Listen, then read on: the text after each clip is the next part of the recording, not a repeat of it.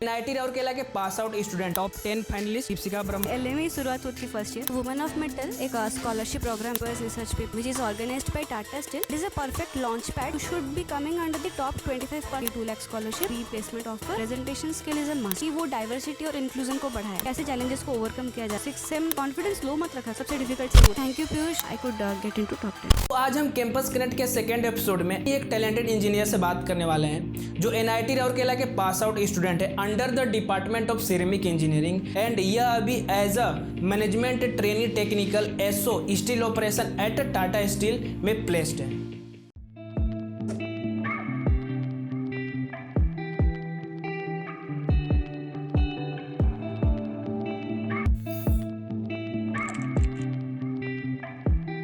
Hello everyone, आज हम मिलने वाले हैं वुमेन ऑफ मेटल सीजन 5 के टॉप 10 फाइनलिस्ट दीपिका ब्रह्मा दीदी से, जो कि मेरे डिपार्टमेंट से हैं। सबसे पहले तो दीदी आपका मेरे शो में welcome. Thank you so much Piyush. And अभी आपका ग्रेजुएशन कंप्लीट हो गया है, तो अभी आपका फ्री टाइम चल रहा है, तो अभी क्या कर रहे हो आप लोग? अभी फ़िलहाल मेरा जॉइनिंग 24 जुलाई से है, तो मेरा ग्रेजुएशन ख़त्म होते हैं अराउंड May 16, तो लगभग 2 मंथ्स ऐसे ही फ्री पीरियड चला था मेरा। तो उसी दौरान मैं बाहर घूमने गई थी एंड थोड़ा बहुत स्कूल दोस्तों से मिली हूँ। बाकी फ्री पीरियड में वैसे ही नॉर्मल मूवीज़ वेब सीरीज़ वो चल रहा था। साथ ही साथ में थोड़ा बहुत टेक्निकल पेपर्स रिसर्च पेपर्स पे काम चल रहा था, और मेरा रिसर्च प्रोजेक्ट पे पेपर जो लिखना था उस पर भी मैं काम कर रही थी। सो दीदी, आपने internship and placement women of metals scholarship programme के थ्रू किया है, तो वुमेन ऑफ मेटल्स क्या है और इसका बेनिफिट क्या है? तो वुमेन ऑफ मेटल एक स्कॉलरशिप प्रोग्राम है which is organized by Tata Steel, and it is a perfect launch pad for all the young female engineering candidates all across the pioneering technical institutes, जो कि मतलब एक female candidates को एक opportunity देती है to learn and explore about the real life technical problems. तो women of metal एक केस स्टडी प्रोग्राम चैलेंज है जो कि हर एक फीमेल कैंडिडेट्स को अपॉर्चुनिटी देती है to learn the technical challenges and how to overcome it. और उसका बेनिफिट्स के बारे में बोला जाए तो फिर यह है कि वुमेन ऑफ मेटल का जो भी प्रेजेंटेशंस राउंड होता है उसको अगर आप क्वालिफाई करते हो that you will be entitled for a scholarship of 2 lakhs। और फिर top 10 candidates will be eligible for pre placement offer and internship offer. Top 30 candidates को सिर्फ तुम्हें प्री प्लेसमेंट ऑफर तो नहीं मिलता, बट इंटर्नशिप ऑफर ज़रूर मिलता है। एंड टॉप 50 कैंडिडेट्स को प्री प्लेसमेंट इंटरव्यू ऑफर मिलता है। तो स्कॉलरशिप अमाउंट और pre placement offer are just suitable enough for the top 10 candidates. And दीदी, what is the eligible criteria and selection procedure for this programme? तो eligibility criteria ये है कि women of metal के आप अगर वेबसाइट में जाके देखेंगे तो there will be a list of streams of the engineering colleges, जो कि आपके डिपार्टमेंट्स वहाँ पे मेंशन्ड होंगे। And if you belong to one of those streams तो आपको एक एलिजिबिलिटी क्राइटेरिया तो वो है कि you should be belonging to that particular stream. दूसरा एलिजिबिलिटी क्राइटेरिया ये है कि you should be coming under the top 25% of your branch. मतलब आप जो भी CGPA स्कोर करते हो that should come under top 25% of your stream. तो ये दो आपका एलिजिबिलिटी क्राइटेरिया है। सिलेक्शन प्रोसीजर ये है कि प्रोग्राम में पहले तो आपका रजिस्ट्रेशन होता है, उस पर आपको कुछ क्वेश्चंस पूछे जाते हैं एंड आपका CV अपलोड किया जाता है। तो उस बेसिस पे आपका रजिस्ट्रेशन राउंड क्लियर होने के बाद आपका कॉग्निटिव टेस्ट रहता है, जिसमें आपका डोमेन बेस्ड टेस्ट रहता है और एप्टीट्यूड बेस्ड टेस्ट रहता है। तो वो दोनों को क्लियर करने के बाद आपको टॉप 50 में सिलेक्शन होता है। फिर टॉप 50 वाले लोगों को आपको प्रोजेक्ट अलॉटमेंट होता है, उस पर आप काम करते हो, आपको मेंटर या गाइड अलॉट किया जाता है, टाटा स्टील उनको अलॉट करती है। उसके बाद आप प्रोजेक्ट पे काम करते हो, देन आपका प्री फाइनल राउंड में आपका प्रेजेंटेशन देना होता है। फिर प्री फिनाले राउंड में क्वालिफिकेशन के बाद टॉप 10 कैंडिडेट्स को सिलेक्ट करते हैं और वो लोग फिनाले राउंड तक जाते हैं। तो उसके बाद सब सारे राउंड्स कवर अप होने के बाद टॉप 10 कैंडिडेट्स को उनकी दिए गए एलिजिबिलिटी क्राइटेरिया जो सब क्लियर करने के बाद उनका रिवार्ड्स मिलता है, जो कि 2 लाख स्कॉलरशिप। फिर उसके बाद आपका pre placement offer only after the completion of internship. Top 30 candidates को आपको इंटर्नशिप ऑफर मिलता है। सो दीदी, जब फाइनल राउंड होता है उसके बाद केस स्टडी एंड जो आपने जिस प्रोजेक्ट पर वर्क कर रखा है तो उसको कैसे प्रेजेंट करते हैं? तो मेरे हिसाब से मतलब मेरे को जो प्रोजेक्ट मिला था उसका टॉपिक था role of carbon in refractory, और मुझे अलॉट हुए थे मिसेस सौमिता गंगोपाध्याय। वो she is one of the employees of Tata steel, और वो मेरी गाइड थी। तो मेरे को वो सजेस्ट की कैसे वर्क करना है, इस पे क्या क्या टॉपिक्स कवर अप करने हैं। तो उसी हिसाब से मैंने एक फ्रेमवर्क बनाया था। तो सबसे पहले वुमेन ऑफ मेटल जब स्टार्ट हुआ था, मेरा जस्ट सेकेंड ईयर कंप्लीट हुआ था, तो कि वो उस टाइम मेरा तो समर वैकेशन ही चल रहा था, कॉलेज भी स्टार्ट नहीं हुआ था। तो मेरे को रिफ्रैक्ट्री के ऊपर उतना नॉलेज बिल्कुल ही नहीं था, बिकॉज रिफ्रैक्ट्री जो सब्जेक्ट है वो हमारा थर्ड ईयर में स्टार्ट होता है, फिफ्थ सेमेस्टर में पढ़ाया जाता है। तो उससे पहले मेरा आइडिया ही नहीं था बिल्कुल। तो पहले प्रोजेक्ट स्टार्ट करने से पहले मैंने वो बेसिक्स पढ़ा रिफ्रैक्ट्री के ऊपर, फिर उसके बाद carbon refractories, different type of refractories के ऊपर मैंने पढ़ा। उसके बाद ऋत्विक सरकार सर से मैंने थोड़ी बहुत हेल्प ली थी बेसिक्स कवर अप करने के लिए। देन धीरे धीरे मैं टेक्निकल पेपर्स में शिफ्ट हुई, जिसमें आपका जो भी कार्बन बेस्ड रिफ्रैक्ट्रीज होते हैं या कार्बन कंटेनिंग रिफ्रैक्ट्रीज होती है, उस पर मैंने पढ़ा। देन उसके बाद मैं अपनी सीनियर जो है नम्रता नायक, उनसे भी मैंने हेल्प ली थी कि कैसे क्या कवर करने होते हैं टॉपिक्स। फिर प्रेजेंटेशन का फॉर्मेट हम लोग को दिया गया था कि आपको कितने नंबर ऑफ़ स्लाइड्स रखने हैं, क्या रखने हैं। तो दीदी के हेल्प से मैं फ्रेमवर्क तो समझ गई कि कैसे क्या करना है।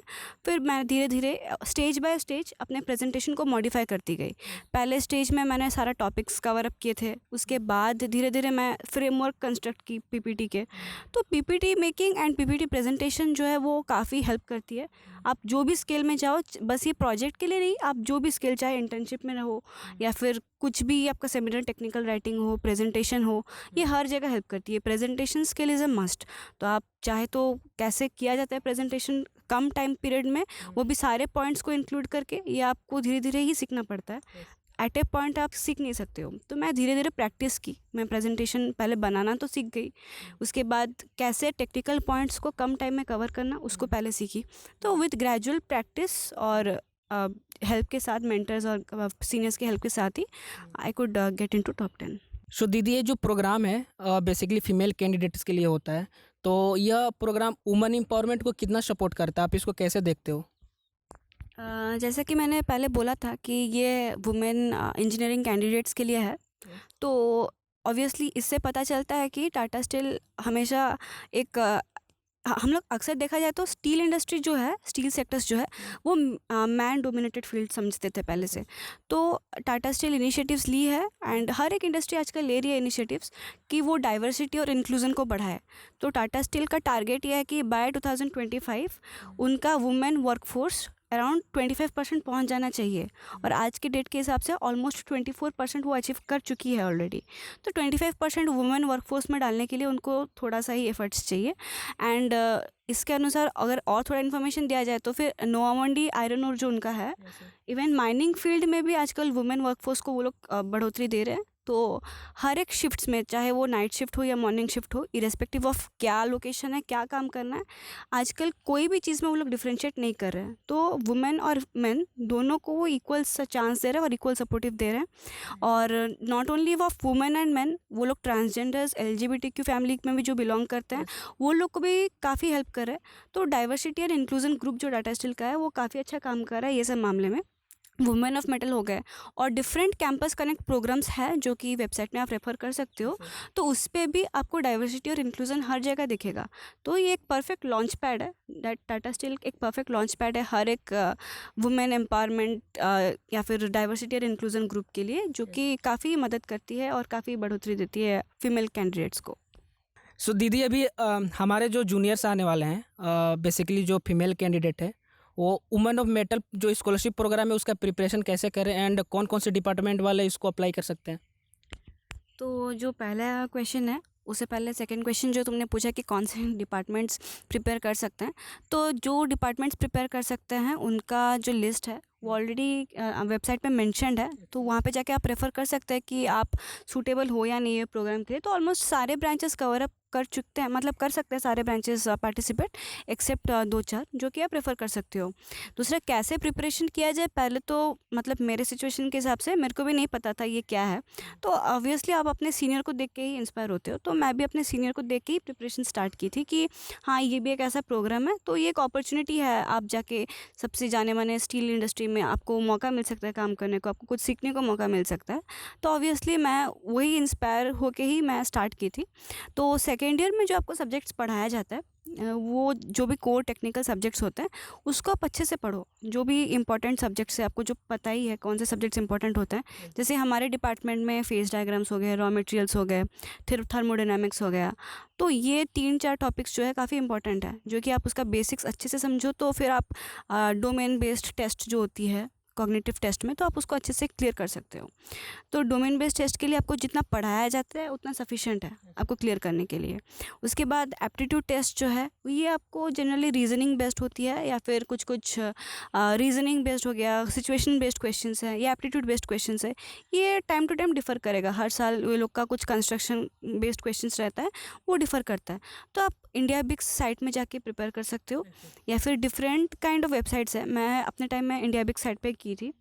उसके अलावा भी काफ़ी सारे वेबसाइट्स हैं जहाँ पे रीजनिंग बेस्ड क्वेश्चंस रहती है, एप्टीट्यूड बेस्ड क्वेश्चन रहती है, सिचुएशनल बेस्ड क्वेश्चंस रहती है, तो आप उसको जाके प्रिपेयर कर सकते हो। और एप्टीट्यूड बेस्ड टेस्ट के लिए कॉमन सेंस होना ज़रूरी है, तो सेंस पे ही काम करना पड़ता है। वो सिचुएशनल बेस्ड आपको कहीं प्रिपेयर करके नहीं जा सकते, तो वो सिचुएशन के हिसाब से आप कैसे रिएक्ट करोगे उसको ही आपको एक्सप्लेन करना होगा। तो कॉग्निटिव टेस्ट के लिए तो उतना ही कर सकते हो। उसके बाद प्रोजेक्ट अलॉटमेंट जब होगा तो धीरे धीरे आपको बेसिक्स पहले तो सीखने पड़ेंगे। बेसिक्स के बाद ही आपको जो गाइड अलॉट हुए होंगे वो आपको बता देंगे कि कौन कौन से टॉपिक्स कवर करने होते हैं। तो उसी हिसाब से आप रिसर्च पेपर्स पे जाके पढ़ सकते हो। आपका जितना भी रिसर्च पेपर्स अवेलेबल है गूगल स्कॉलर पे या फिर लिंक स्प्रिंगनर पे साइट पे, या फिर रिसर्च गेट्स पे, जितने भी मतलब वेबसाइट्स है जहाँ पे भी आपको पेपर्स मिल सकते हैं, आप वहाँ से जाके अपने टेक्निकल पेपर्स जो भी मिलते हैं उस पर आप कवर कर सकते हो सारे टॉपिक्स।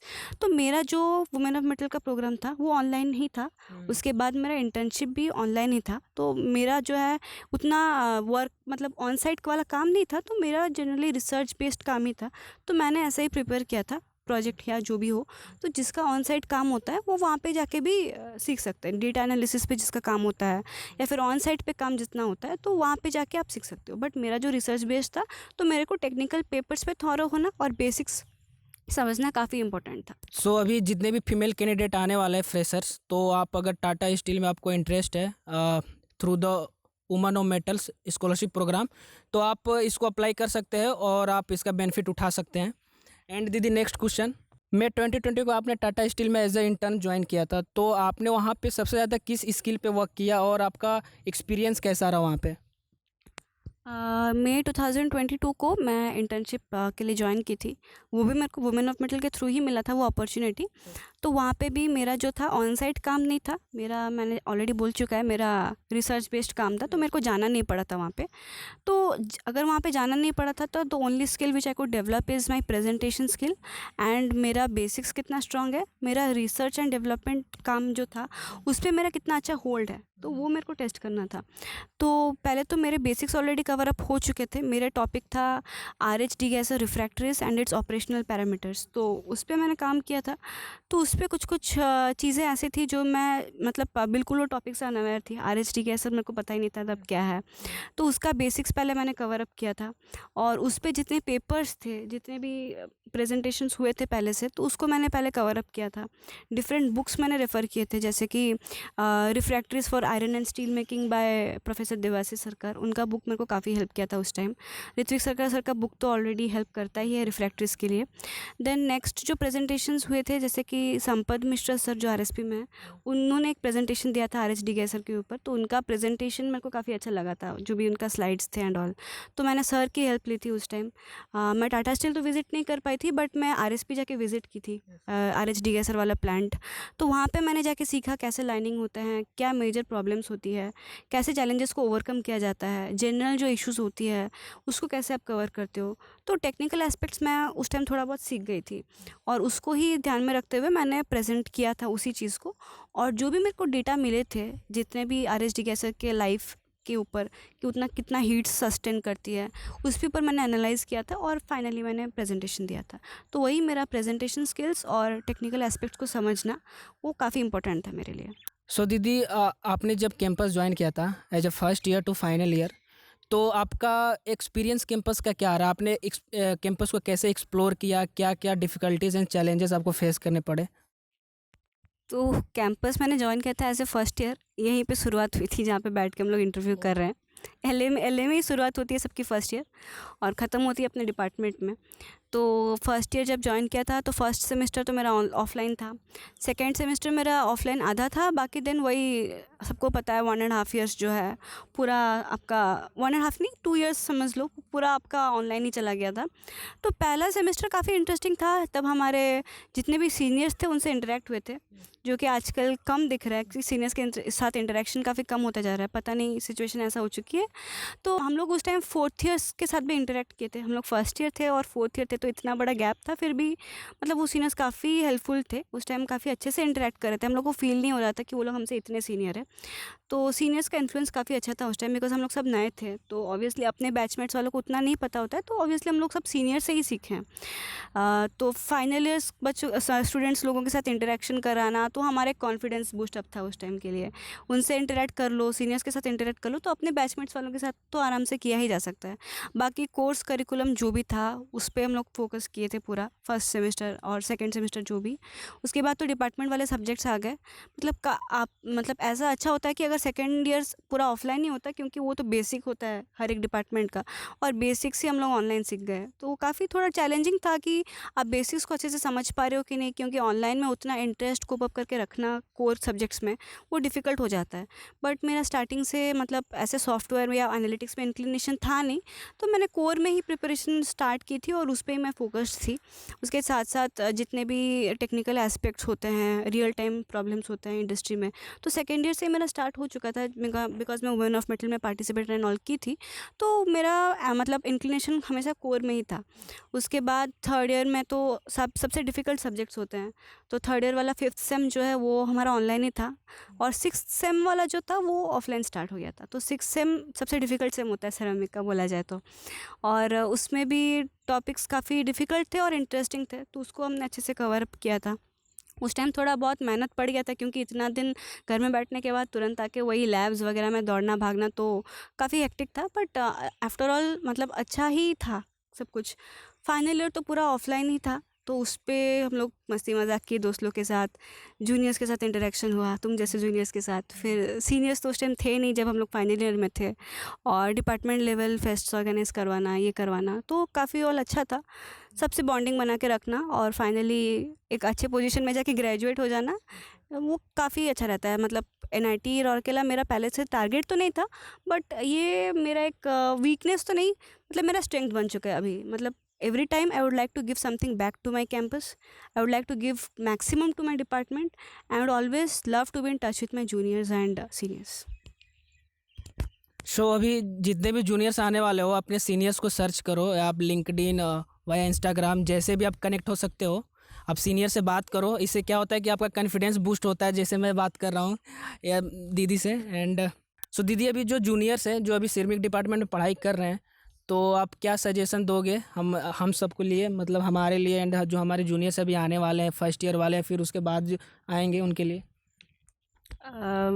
मतलब सजेशन क्या दूँ, जो मन करता है वही करो यार, ठीक है, जो अच्छा लगता है वही करो। मतलब कोई कोर में जा रहा है तो उसके पीछे मत भागो ना, आपको जो मन करता है, जो जिसमें आपका इंटरेस्ट हो वही करो, उस पर ही फोकस्ड रहो तो सब कुछ हो सकता है। और बात रही है कि आप अपने आप को मतलब कॉन्फिडेंस लो मत रखा करो यार, वो बहुत डिफ़िकल्ट होता है बाद में जाके कोप अप करना, हर एक जगह में जाके आपको आपका कॉन्फिडेंस लेवल अगर कम है तो फिर वो डिफ़िकल्ट होता है। तो सबसे इंटरेक्ट करो, सबसे मिलो जुलो, प्रोफेसर्स लोग के साथ इंटरेक्ट करो। ऐसा नहीं कि आप कोर में नहीं पढ़ रहे हो तो फिर क्या ही बात करना किसी से, ऐसा कुछ नहीं होता है। सबसे मिलो, सबसे बातचीत करो, और जूनियर सीनियर्स के साथ अच्छे से कांटेक्ट में रखो, अपने बैचमेट्स के साथ अच्छा कांटेक्ट बनाए रखो, डिपार्टमेंट को अपनी फैमिली जैसा समझो तो आपको अच्छा लगने लगेगा। अगर पढ़ाई जैसा समझोगे तो फिर तो बोरिंग ही लगता है सबको। तो अगर कोर में इंटरेस्ट है तो फिर जो पढ़ाया जाता है उसको अच्छे से पढ़ो। अगर नहीं इंटरेस्ट है, अगर सॉफ्टवेयर एनालिटिक्स में इंटरेस्ट है, तो आपके आसपास जितने भी सीनियर्स होते हैं या फिर आपके बैचमेट्स होते हैं उनके साथ मिलजुल के मतलब डिस्कस करो किस प्रोजेक्ट्स पे काम करना है, कैसे आपका सॉफ्टवेयर एनालिटिकल स्किल्स बढ़ाना है, तो उस पर आपको काफ़ी हेल्प हो सकती है। वही है, सबके साथ मिल के रहो और सबसे बातचीत करो अच्छे से, अच्छा बॉन्डिंग बना के रखो।